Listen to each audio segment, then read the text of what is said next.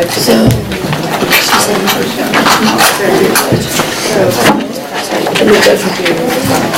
Everyone help me. Good morning, everybody. Good morning. Chris. Nice to meet you. Nice to meet you. Melissa. Thanks for coming. It's good to see you. Good morning. Hi. Chris, how are you? Nice to meet you. Good morning. Hi, Colin. Nice to meet you. Great to meet you, too.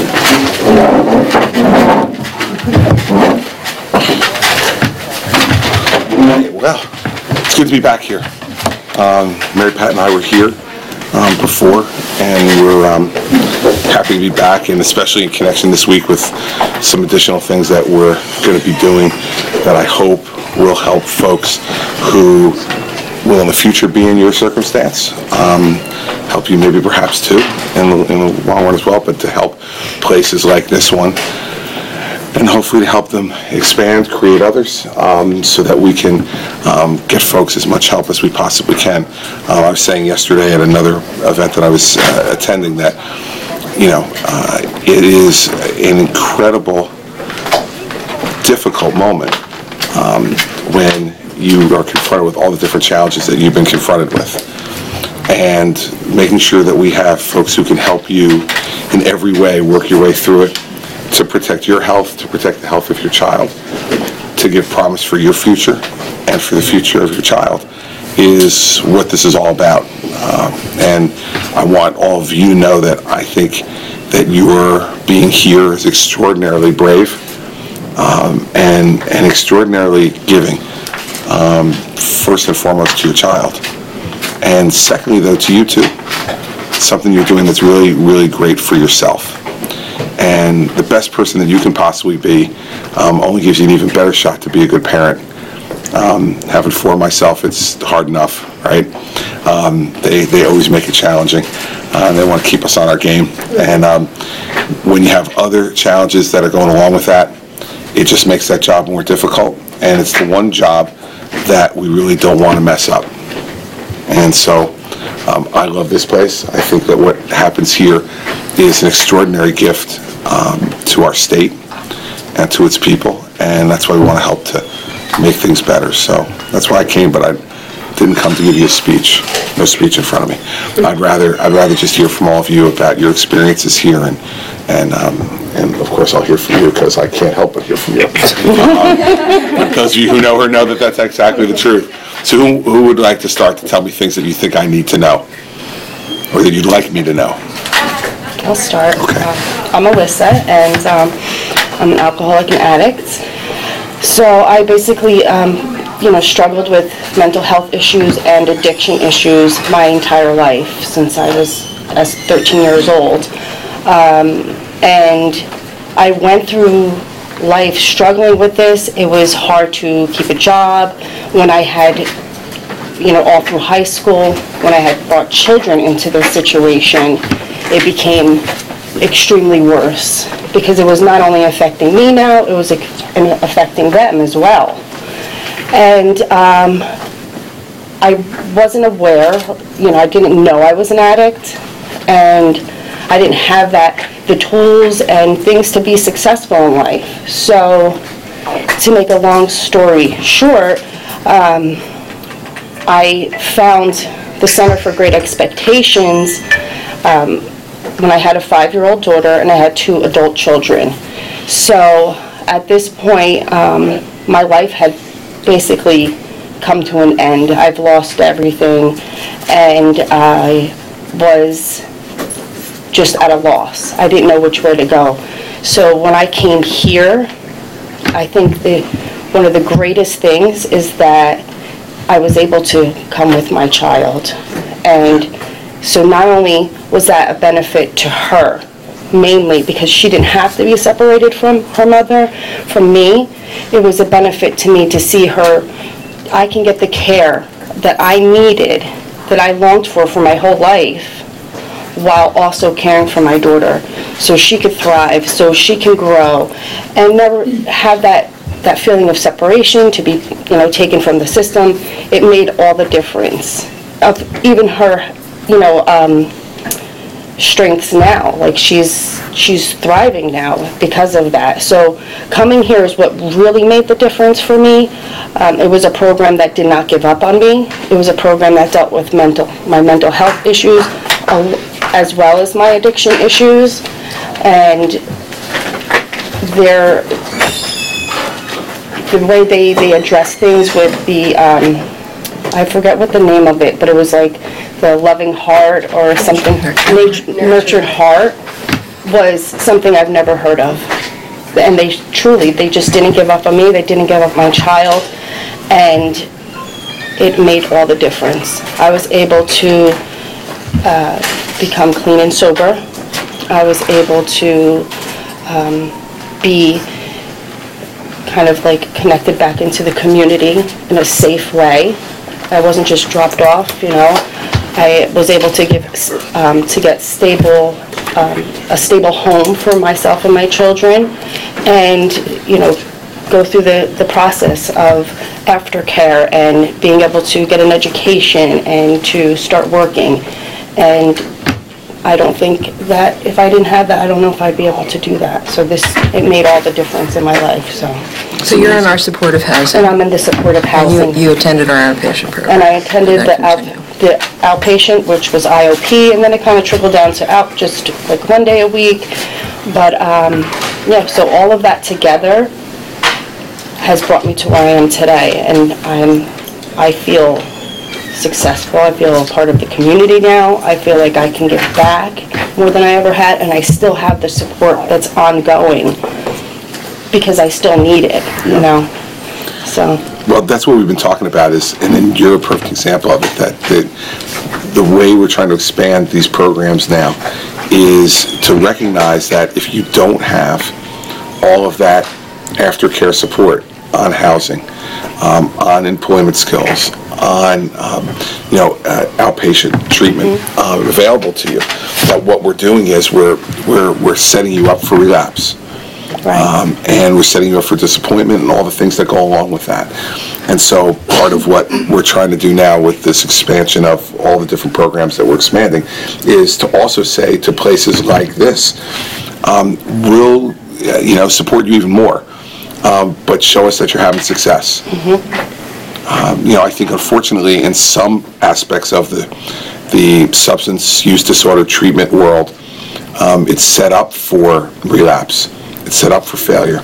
And that for some who are unscrupulous, there's an incentive for that. We want to change with these programs. We're changing the incentives. The incentives now are we'll pay you more for success, and we won't pay you for failure. And hopefully that helps you too, that it allows you to have a full continuum of care. And care, not just medical care, not just mental health care, but also supportive housing, also employment skills, also aftercare that stays with you and that you feel is a part of your life. So it's great to hear your story. Thank you. It's really, really good, and congratulations. Thank you so much. Because I also know that none of this happens without really hard work. Right. On your part. So you have all these people who are helping you, but you cannot be helped unless you want to be helped. Absolutely. And you want to be a participant in that. So you deserve a lot of credit too. Thank you. Who else want to say anything? Okay. All right. Hi, I'm Christina. I came to the Center for Great Expectations in 2012, my first time, and I had my first son, William, but I wasn't ready. So I left the program, and thankfully they accepted me back into their program when I had my second son. He was removed from my custody, and it took me a while to get him back, but it gave me a lot of time to focus on myself and really work on myself and appreciate everything that I have today in my life. I graduated the program in April, and I go to that outpatient program right now. While I'm there working on myself, my son's actually at the daycare downstairs. Yep. But this program's changed my life. It's saved me. I have a relationship with my sons today, and I couldn't be more grateful. They help me with anything that I need. If I have a problem, if I'm struggling, I have their phone numbers, they have my phone numbers. They're just truly great people and with a nurtured heart. I've never seen a program like this in my life where they actually genuinely care, even all the people that donate their time. They just want us to succeed. And that's just, those are the people that I need in my life. I'm Great. grateful. It's really great. Now, are you in supportive housing now? I'm actually in transitional housing right now. Okay. I'm hoping to be a part of the supportive housing one Good. day. Good. Good for you. Your sons are good? Yes, they're great. Excellent. Congratulations to you, too. Thank It's you. great. And you look happy. I am happy, I'm very happy. That's good. Be coming up on a year sober in October. Tremendous. Well done. Thank you. Well done. How about this side of the table? Anybody want to dive in here? Sure. I'm Colleen. I'm an addict and alcoholic, and I have 30 days today. Excellent. This is not my first time around. I was here January 2016 till September 2016. I was pregnant with my first child. I came here when I was 7 months pregnant. I came from Eva's Village. I started recovering in January 2015, went to John Brooks, and then went to Eva's Village, got pregnant, came here, and I don't know what I would have done without Center for Great Expectations. My family, both sides of I've been an addict and an alcoholic since I was 15. And my mom's whole side of the family is addicts, and my dad's whole side is alcoholics. You know, and I've had a lot of trauma. Here, they deal with everything. I don't know what I would have done. I've never been a mother before. They taught me how to be a mother. I completed here. They suggested me to go to IOP. I decided to go to school. I went to Franklin House. I went to school at Elijah's Promise for baking and pastry chef. I had 21 months clean and sober and thought that I was fixed. You know, which is what I have learned, is that recovery has to be the most important thing in my life for the rest of my life. You know, without recovery, I won't have my son, which is a proven fact. I lost my son the day before Easter because I relapsed on alcohol. And I think the most important thing that I'm learning here is to break the cycle. You know, I was never shown the right way to live. You know, I didn't have good role models, and we're learning about it, you know, the attachment that we have with our children sets the blueprint for the rest of their life, you know, and it's just, I think most of the battle is knowledge, you know, and I didn't know any of these things before coming here. They took me back, thank God, Miss Peg. I was trying to do it on my own. You know, I had 90 days after I lost my son, and alcohol, you know, is really hard. It's, you know, and I don't know how people do it with these 28-day programs. I definitely need a long-term inpatient. But the way they treat our needs and inform us about everything, and you know, the most important people are the children. They're going to be our next generation. So it's important to learn everything we learn and break the cycle. Well, a few things. First, one of the things that I love about this place and their model is they deal with the trauma that you've been through. You know, when you said a number of things in there that are really important to highlight, right? First is, you know, our attachment to our children is the blueprint for their future. True. And that was the blueprint for yours, too. Right? And so if we don't explore that, and we don't help you to learn how to deal with that, then you can't break the cycle, right? I mean, it's like we can only do what it is we know, understand, believe, and those things that we know and understand and believe come from the way we were raised. And so one of the things that's just so amazing about this place is that they're not shying away from dealing with that issue and understanding that with each one of you, and by the way, every one of us, but to a lesser degree probably, we're different. You know, we all deal with certain traumas, disappointments in our lives, especially when we were children, and if those are connected to our family, they're very, very difficult to deal with, and they don't go away. You don't forget. So you have to learn how to deal with them. So one of the things that I was struck by about this center, different than almost every other place that I've been to, is that they do not shy away from dealing with that. So I'm so glad that you're talking about that, and that you're understanding, acknowledging, and owning the fact that this is part of who you've been, but it doesn't have to be who you're going to be. And I'm glad you're not trying to do it alone anymore. You know, I'm sure that there's a part of you that thought, well, okay, like you said, I'm fixed. And I'm going to do this. And you were doing something that was incredibly responsible. You thought you were fixed, and you were going off to get a skill so you could have a job, so you could support yourself, so you could support your family. All those things come from a really good place, in my view. But now you've understood that, you know, this has got to be a priority for you. And the fact that you're back here also tells you a lot about this place, too. Right? And so that's really, really important. And I think you're in the midst of an extraordinary challenge, but you're not alone. And believe me, there are people who not only here, but others in your life and others that you don't even know who are counting on you and believing in you. And past missteps doesn't predict the same thing for the future if you want to make it different. And I think, you know, I could see in your eyes that, like, they got your attention. I'm a fighter. I have a son now. He's the most important thing in my world. How old is he? 17 months. What's his name? Liam. Liam. Liam Isaiah Glenn, L-I-G. Life is good. Well, and everything you're doing here is about making that phrase true.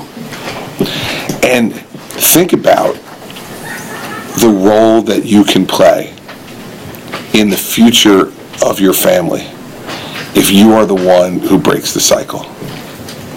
If you're the one from your mother and father's sides of the family who all had substance abuse issues, and you're the one who breaks the cycle, and you give Liam the opportunity to lead a life that doesn't carry that burden. I mean, how extraordinary. I mean, we all give the great gift of life to our children, and for you to sacrifice yourself like you have in order to try to give him a life that doesn't carry those burdens. He'll carry other ones. You know, my wife says to me all the time, we're doing something to screw up our kids right now. We just don't know what it is. If we did, we wouldn't do it, right? So every child will carry some burdens with them based upon, you know, their upbringing. But you are breaking a long-term cycle as you succeed in this that we know is destructive, right? And you've lived it. So, yeah, that's so great. It's such a great thing for you to be doing. So don't ever lose sight of that, in my opinion. Like, this is an enormously giving thing for you to do. Yeah, it's part of your responsibility and all the rest of that, yes. But this is, you know, generations of, it sounds like, abuse. And you're standing up to say, stop, enough. I'm going to put an end to this. It's pretty amazing. I don't want him to ever have to see the things or grow up how I did. You know, I want him to be able to enjoy childhood, to not worry about things. Of course he's going to worry about things on his own, you know, but I want him to be able to just let him be a child. Yeah, let him worry about math and whether he makes the basketball team, you know. Let him worry about those things and not the things that you're referring to. And I think you're right, and it's incredibly brave of you.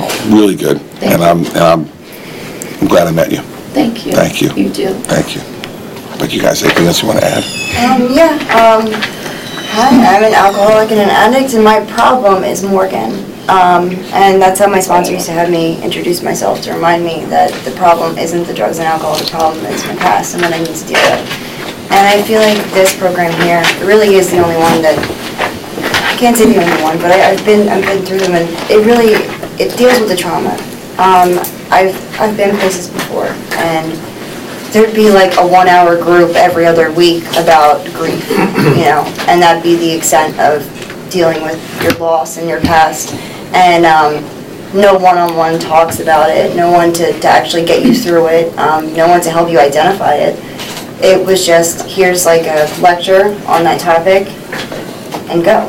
And if anything, I felt like it ended up being more harmful for me to bring up all these thoughts and feelings and have nowhere to put it, and no one to help me through it.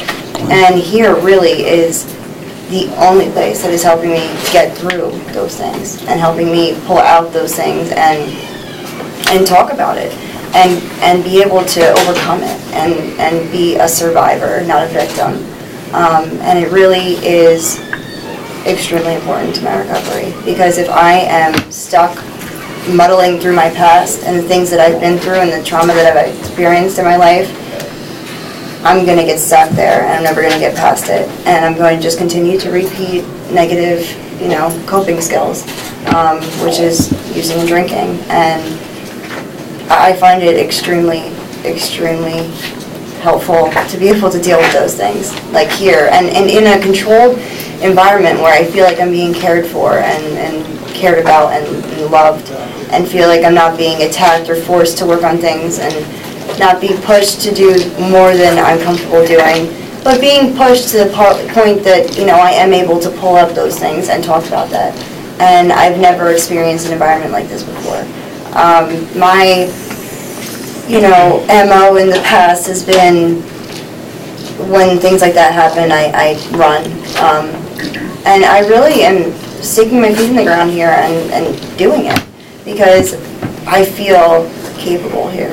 I feel like it's being done in the proper manner, and I feel like I can do it. And I mean, in the past I've had multiple years of recovery, but these things that I'm talking about, the trauma in the past, come back up, and without the proper ability to get through it, it's just going to keep happening over and over. And I fought tooth and nail to get in here. Those poor clinicians and people in the front desk, I called them like endlessly, because I knew this program was different. And even just reading online, there's like a little tiny blurb, and I was like, wow, they actually do that here?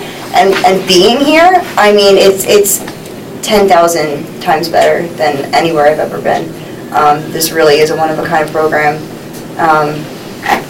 And I can see why, they really do give you the attention that you need, and it's great that it is so small, that you get to like really work on it, and I don't know, I really can't say more than that. It's amazing, and I've never experienced something like this place.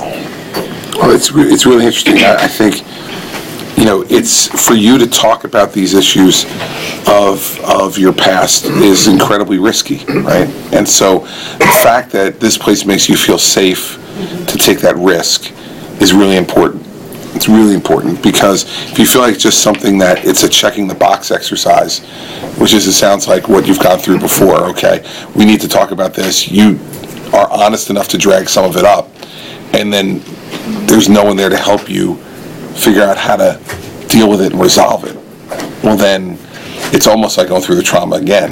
And I, that's something that we should all be concerned about, because that cannot be helpful to your long-term mental health. It can't be helpful to your recovery. So the fact that you feel safe here and safe to be able to push yourself to the limits of your comfort is really, really wonderful, because eventually, as you work your way through it, you'll be taught skills and learn skills to deal with that, so that, as you said, negative coping skills do not come back into effect. We don't need that. No. We need the positive coping skills of how to deal with it, because we all cope with something. And some of us face much greater challenges that we have to cope with, but if you learn to do it the right way, it doesn't make it fun. It's never fun, but it's not destructive. For you or for your family. So it's really great. I'm glad, and you look pretty happy too. I am, and I have my little guy here, and it's great that my children get to be a part of all this. That I don't have to leave them behind while I'm doing all this seriously positive work for myself and for my well-being, and they get to see mommy become a better person, and I can see it in him that he's happier. And he's able to be here with me. I mean, I wouldn't want to leave him behind, but I also really need to do this work on myself. And being able to do both those things at the same time is a beautiful thing. It's great. Really, really good. Congratulations. Keep it up. Thank you. I'm Rachel, and I'm new to the Center for Great Expectations. And getting here really felt like a happy ending for me. I come from a long family history of trauma and addiction, and that's a cycle that is vicious and doesn't discriminate. And when I had my daughter, Rosalie, who's now 5, I hadn't dealt with any of my own trauma history, and I didn't have a stable period of sobriety. And it took me years both to find a place like this and to get to a place where I was ready to accept that help. And now that I've been here a couple of weeks, I realized that it's not just a happy ending, it's actually a new beginning. This place is unique in that it addresses every part of your life and helps you rebuild your life from the ground up. It addresses every part of being a woman in recovery and being a mother, whether it's spiritual, financial, physical, emotional, and especially dealing with the trauma. As someone who was in counseling by the time I was in grammar school, I feel like I know firsthand how important early intervention is when it comes to trauma history, and to find a place that will address that with, a woman and a parent, but that will also provide a safe environment for a child is amazing, and it's rare. And I feel very lucky to be here. I think that being in recovery sometimes can be really scary. And every day that I've been here, even though it's been a short time, I feel my fear being replaced by hope, and coming along with that is confidence. And it's a really exciting place to be. I just feel very grateful to be here. Great. Rachel, I'm so glad to hear you use the word confidence. Mary Pat and I talk all the time about the greatest gift we want to give to our daughters is a sense of self-confidence and self-worth. Because so much of the challenges that especially women in our society face in life, in my view, can be cured. There can be an armor to you about that self-confidence and that feeling of self-worth, and knowing that your value comes from inside you. Your value comes from the gift of life that God's given to you and what you decide you're going to do with your life. And so glad to hear that word, because if your confidence is building, boy, that's a wonderful antidote to the other things that affect you, the other emotions that affect you and that cause you to want to use and to fall back into old bad traits. And so one of the things that I've always loved about this approach is that it does help to build confidence in women who I hope will then convey that confidence to their daughters, their sons too, but in a different way to their daughters, to make sure that, for any of you around the table who have daughters, that they understand that and that they can learn that from you. And it doesn't mean that you're perfect, right? Your confidence is always there, because for none of us it's always there. But you can teach them how to do that, and it helps you and it helps them. So, yeah, it's your first few weeks, and the first few weeks are always kind of a path of discovery and stuff like this. But it sounds to me like you understand where you want to head, and that's really good. For a few weeks, you're doing pretty good. You're an advanced student, it sounds like to me. So that's a good thing. It's exciting. It's an exciting place to be in, and I think the opportunity to give my child a life she doesn't have to recover from is invaluable. Man, that's really great. Well, as usual, you all inspire me. When people ask me all the time, like, why am I spending so much time focusing on this and money and all the rest, I tell them all the time that it's the people that I meet. I mean, every time that I come out of sitting with folks like you and listening to at least parts of your journey that you're willing to share, it makes me go back to my staff and say, okay, well, now we have to do more about this. We have to do more about that. And the great thing about my job, and I've said this to people for all 8 years, is that when I wake up every morning, I get a chance to do something great. I don't always do something great, because I'm human, so some days not so great. Some days just okay, some days not good at all, right? Depends, right? And it's over 2,800 days now as governor, so some days really great, some days not, but every morning when I wake up, I know I have a chance. And so when I come to a place like this and hear from all of you, all it makes me think is, how many more people are there out there like you who would just love to have this opportunity to take hold of their lives in the way you're getting the opportunity to do it, knowing that there's no guarantees and no program is perfect and no recovery is without bumps, because it always will be, because we're human. In the same way, I don't do something great every day. Every day of recovery won't be perfect either or great, and there'll be some really tough ones. And sometimes when you lose a day or you lose a week that you wish you could get back. But the great thing about this place is that you have a chance to get it back. You get it back the next week. And so that's why we're doing what we're doing. That's why I think it's so important. And a lot of the focus of the new programs are on prenatal care, are on teaching obstetricians about talking to their patients about these issues, about making sure that when you see the signs, you get someone for help immediately and not wait. To not think that your only obligation as a healthcare provider is for the very narrow purpose that your specialty is. It's not just about bringing that child alive and healthy into the world. It's about making sure you treat both the mother and the child, and know that if you bring a child into the world where the mother has unresolved issues with substance use disorder and other mental health issues, that you're not setting them up for success. You're setting them up for real difficult challenges. And so a lot of what we're spending additional money on is going to be on trying to deal with mothers and trying to get them the help that they need in all those different ways, in early intervention, in treatment, in outpatient treatment, in supportive housing, and employability, all those things, so that when you leave here and you make your steps towards full reintegration into society, that it can be full reintegration. Be like, hey, I've got a job where I'm making money and I'm supporting my family. I've got a safe place to live, and a place that my children feel safe and cared for.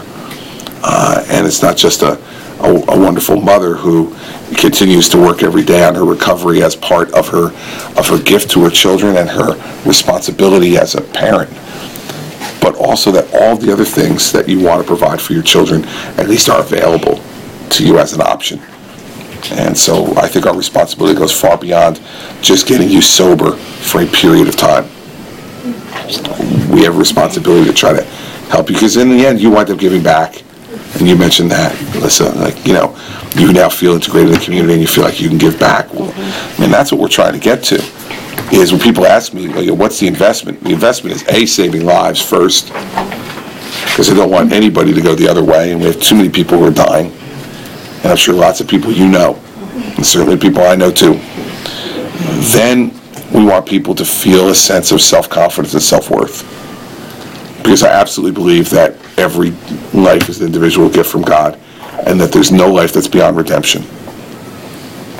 So if we get to that point, then we want to get to the point where you've now got the ability to give back to the people who gave you that chance.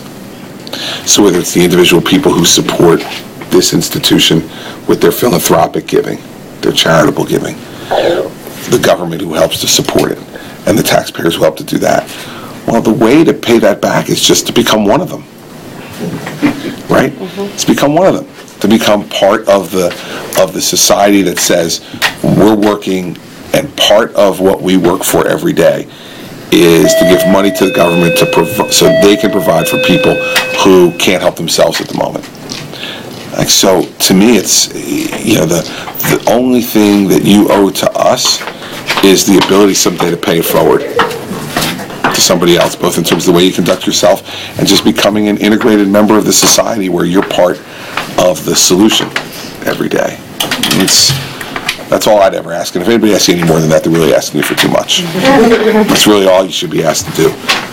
Because that's all we ask anybody else to do. And you should be held to no different standard just because you've had a bump in the road, because you've had a challenge, because you've needed help. It's not the worst thing in the world to need some help. We all need it sometimes. And so I'm glad this place is here to do that with you all.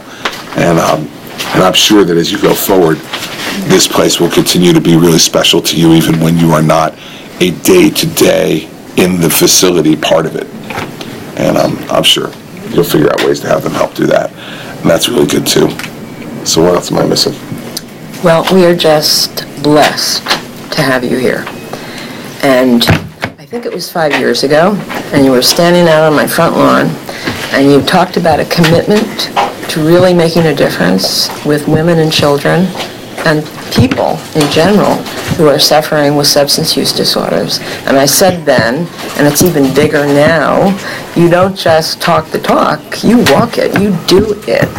And it's huge. I can't tell you. I mean, it's just, we're blessed to have you as our governor. Well, thanks. And listen, it's part of what makes the job worthwhile. Believe me, there's lots of parts of this job that suck. It really does. There's parts that just suck. I have to tell you, these are the good days. These are the really good days. Today is, like, I've been keeping count now, because when you're close to the end, you keep count. So today is my 2,802nd day as governor. I have 118 days to go. And that puts two different types of emotions on you, right? The first one is, oh God, it's almost over, right? Because 8 years of this is a long time. It's a long time. And especially in a state like this, it's a long time. But the other part is, I've got 118 days left to have that feeling that I tell people I have when I wake up in the morning, that I have an opportunity to do something really great today.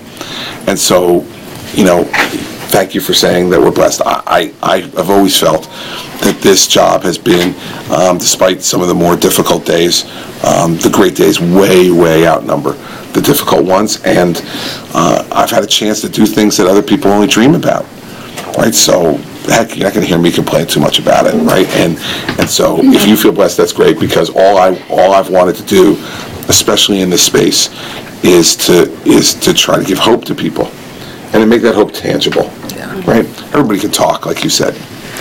You know, you find very few people, there are some, who still don't understand this. And more people in our society than you would imagine. You know, when I do the advertising that we've been doing on this and urging people to reach out for help and all the rest of it, and I say in those ads, addiction is a disease.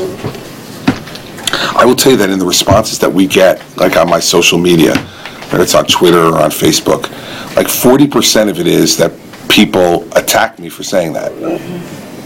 This is not a disease, it's a choice. And these people are getting what they get because they chose.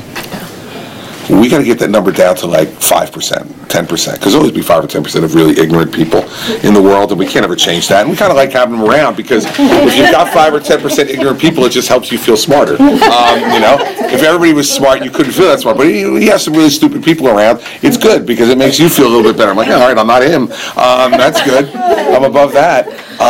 But we've got to change that point of view. We have to change that point of view. This is a disease, and a chronic disease, and one that has its roots in lots of different causes. But in the end, you don't deserve treatment that's any less effective and any less available than somebody who has diabetes, or somebody who has heart disease, or somebody who has Alzheimer's. I mean, it's no different. It's just a different type of disease, but it's no different. And I think that we're going to continue. We're going up with another ad campaign starting, I think, in a week or so, and we're going to continue. Now that I saw, and this is what you know about me, now that I saw that 40% of the people attacked me for saying addiction is a disease, I say it again. I said all the ads, and they said, "Do you want to change this?" I'm like, "No." They go, "Well, we maybe have a bit of a different message." I say, "No. I want to continue to annoy people. Let's annoy those people and make them think." Because that reaction of saying that this is not a disease, that reaction of saying, yeah, everybody makes bad choices. Okay, everybody, every one of us, anybody in this room, raise your hand if you've never made a bad choice. Okay? When those bad choices involve drugs or alcohol, the ramifications are different. But man, I made plenty of bad choices in my life, and I'm just fortunate that I didn't make them regarding something that was going to markedly change my life in a way that was going to be very difficult for me to deal with. Right, so, you know, okay, I don't disagree with people that it's a bad choice, and I'm sure you sit around the table, if you had a chance to make the choice again, would make a different choice, right? This was not the greatest choice in the world, all right? But does that mean that you're doomed for the rest of your life? It just doesn't, shouldn't, and part of what we're going to try to change, and part of what you will help to change, as examples, is this sense from people that, well, if you have a drug or alcohol problem, you're getting what you deserve. But it just doesn't make any sense to me. And I think when you show, through your success in dealing with your recovery in a positive and successful way, and that you're working at it every day, and you're contributing in other ways, and all the rest of that, it's going to, I think, eventually make people think, well, good thing someone there, not everybody gave up on Alyssa.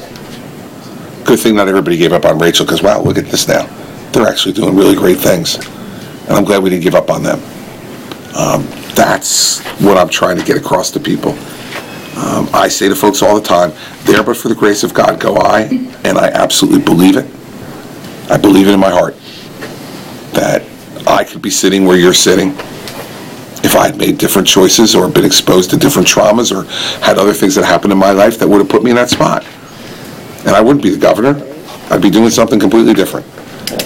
Right? So, okay. If you really believe that in your heart, which I do, then you have an obligation to help and to give people a chance to turn their lives around. And this place is doing it for you, and that's really great.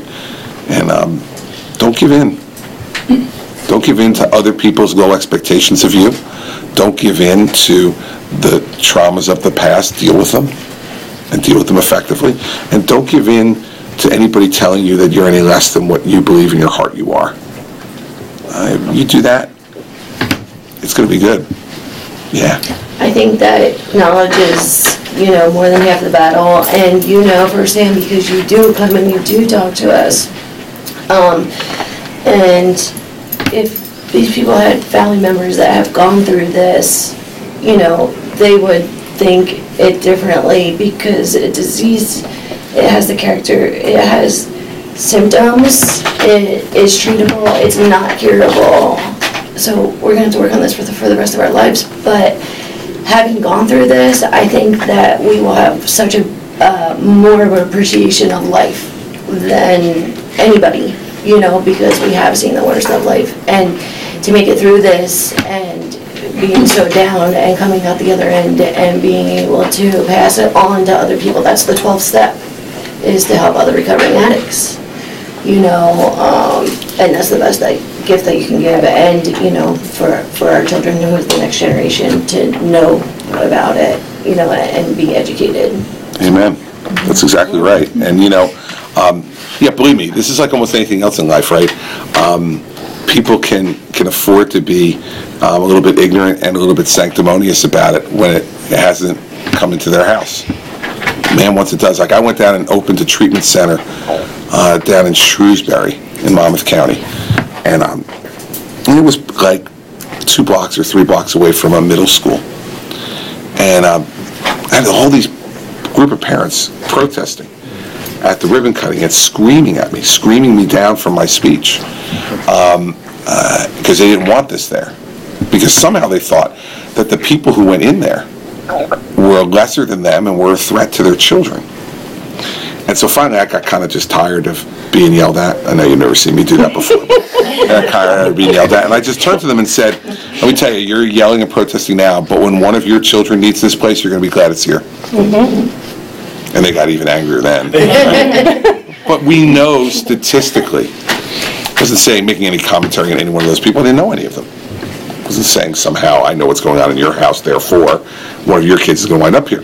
We just know statistically that given the level of addiction in our state, in our country, that with a group of 50 parents there, the overwhelming likelihood is one of them is going to wind up having a child who winds up having to deal with this issue.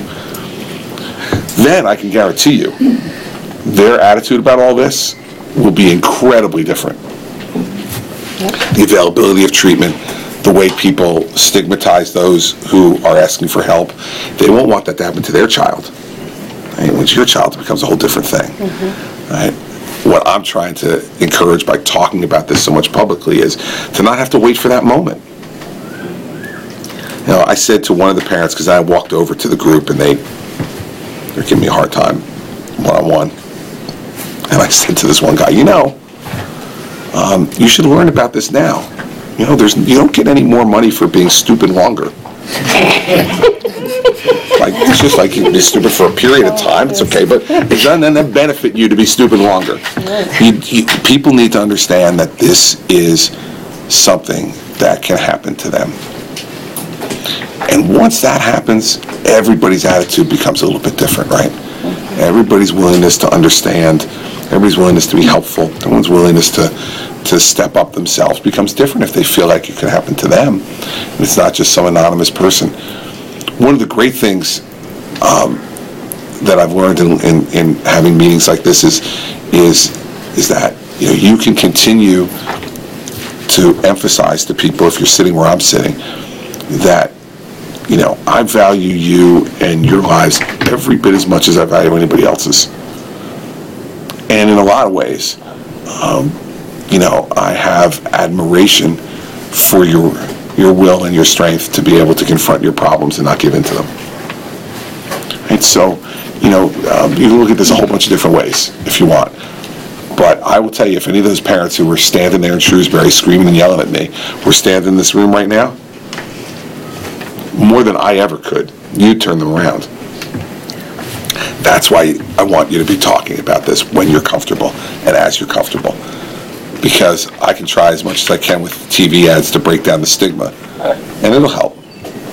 But the ultimate thing that will break down the stigma in this is for them to look at you and recognize that in your eyes, in your faces, they see themselves.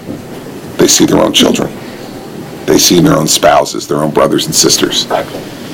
Once that happens, man, understanding starts to really grow and openness starts to come. And that's what we're trying to do here. So it's not just about starting programs that will help people who are in the throes of addiction now. It is part of that. But it is to try to make sure that we lessen the suffering. And I'm sure with some of you around this table, it took you a while to be willing to reach out and ask for help. Right? So wouldn't it be great if we could shorten that period of time? Yes. Right?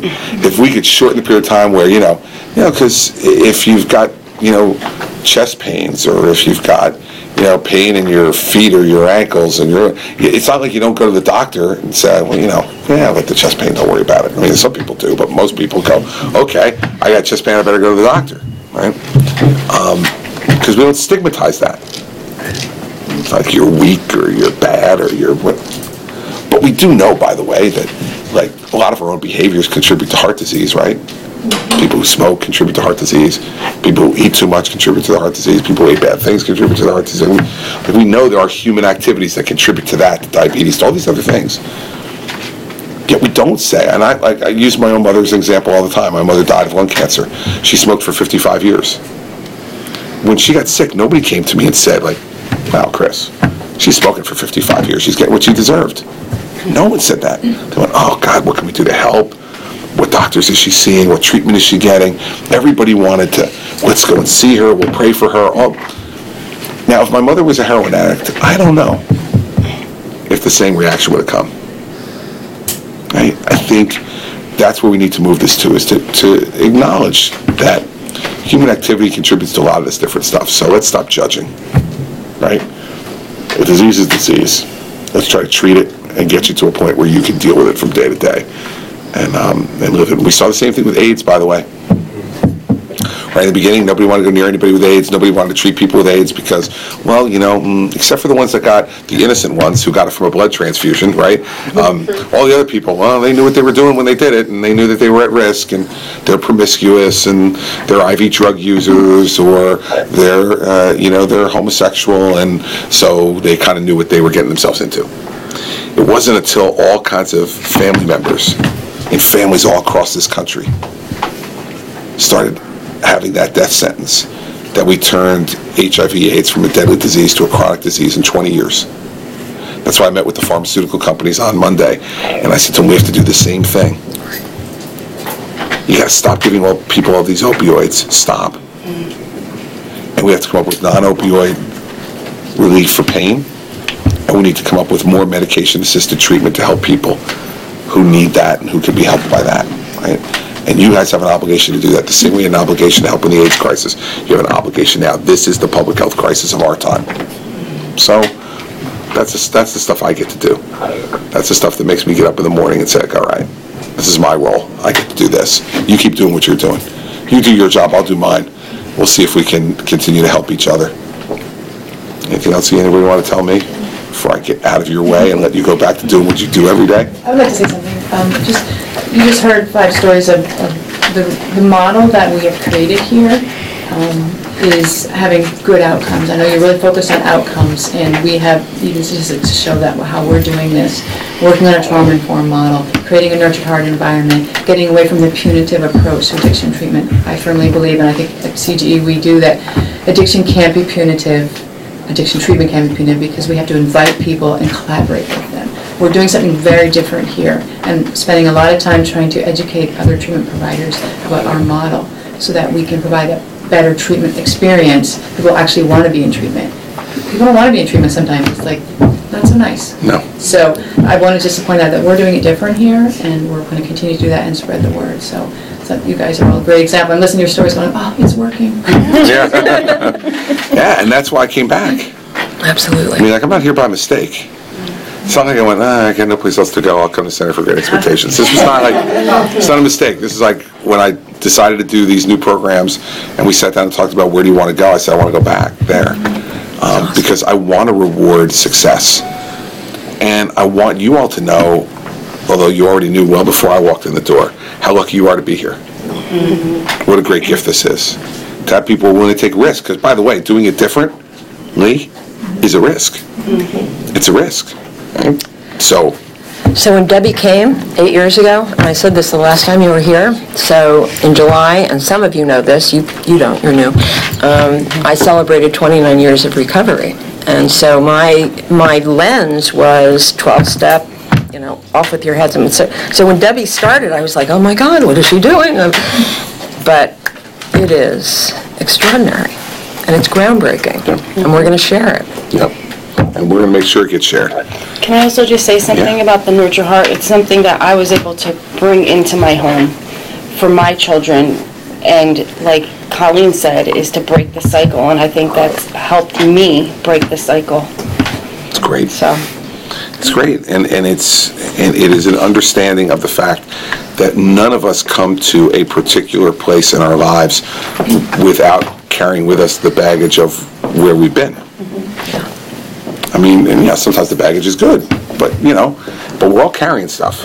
We're all carrying stuff that we bring with us from our past experiences, and it informs the way we make decisions, the way we make judgments, the way we have our values carry forward, right? And all that stuff is part of it. So the fact that by being here, if you all can grab a hold of that, it will help you in all other aspects of your life too. Like, it just won't be about, okay, well, this is important for me in my recovery. It always will be. But if you have those values are going to help you at work. Those values are going to help you raising your children. Those values are going to help you in your own personal relationships, whether it's with a spouse and partner, or whether it's with another family member. Because the trauma that you brought with you, and as you learn to deal with it, that can help you look at those people in your rearview mirror in a much different way too, which can be much more understanding, much more productive, and less destructive to what you want to do with your future. So I think it's a great model. I think it's really good. And to me, it makes perfect sense. I spoke to people who disagree, and that's okay. People can disagree, but if they want to disagree, tell them just show me the results, that's all. Like, I'm willing to let people do the other things other ways, but show me that you're helping people, because I'm tired of paying people who are supposed to be helping people and they're not helping them. So I'm happy to pay more money to people who are helping people, but I'm tired of spending money on things that don't work. Because when it doesn't work, people die. Absolutely. So that's not where we want to head. So you guys have a great day today. Enjoy your day. Thank you so much. Thank you for sharing with me. I appreciate it very much. And remember what I said in the beginning, you're the ones who have built what we're doing. It's these stories, it's this interaction that makes me go back and think about, okay, what did I learn today? And what, based off of what they taught me, can I make sure we try to do differently? And so if you like this stuff, congratulations. Thank you. You helped to build it. Absolutely. You're welcome. Thank you. You're very welcome. And I'm very grateful to you. go do what you need to do and feel good about yourselves. Each one of you. Feel good about what you're doing for yourself, first and foremost. And that self-confidence and that feeling of self-worth, that makes you dangerous, man. And when you walk around with confidence and self-worth, you're a dangerous human being in a really good way. Because you can really make change in your life, in the lives of your children, and in the lives of everybody around you. When you carry around that feeling that you're special, that you've got something to offer, you've got something to give that comes from you. Not that anybody gave you. Not your parents, not a husband, not a boyfriend, not even your children, that resides inside you. And I absolutely believe that everybody's got that. It's all different, but everybody's got it. It's a matter of whether we can get it out there or not. So go get it, all right? It's good to see y'all. Thank you so much. I just want to point out Mike McDonough from Raritan Valley College. He's the Yep. president. Great support. Mike Yep. Irwin from Somerset County Business Absolutely. Partnership. Behind us Good to all see the those way. guys, all old friends. Can you talk real fast, the dates for the open house and for the trauma? This is my PR person. Oh, excellent, good. Because the press is Jeannie very- Murphy. the dates. Yeah, so we have a trauma conference on December 1st. Allison Blake, gave us the space, which was awesome. Great. Our gala is November 3rd. You're my guest. Yep. And what else am I supposed to? Open house. Open house. Ah, yes. We opened an outpatient program in Monument Square, adjacent to Robert Wood Johnson, and that's October 27th. Excellent. Ribbon cutting. We'll see you on November 3rd for sure. Oh, fantastic. Excellent. Oh, yes. All right? Yay. So thank you all very much for having me. Appreciate it very much. Thank you. Good luck with everything. All right? Thank you. Thank you very much. We need to see if we didn't chat with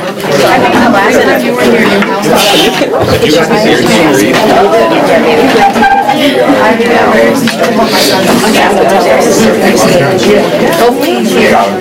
Hopefully he's here. Thank you very much. Good luck with everything. Thank you. I appreciate what you're doing. Thank you. Thanks for your honesty and candor. Appreciate it very much. Thank you so much.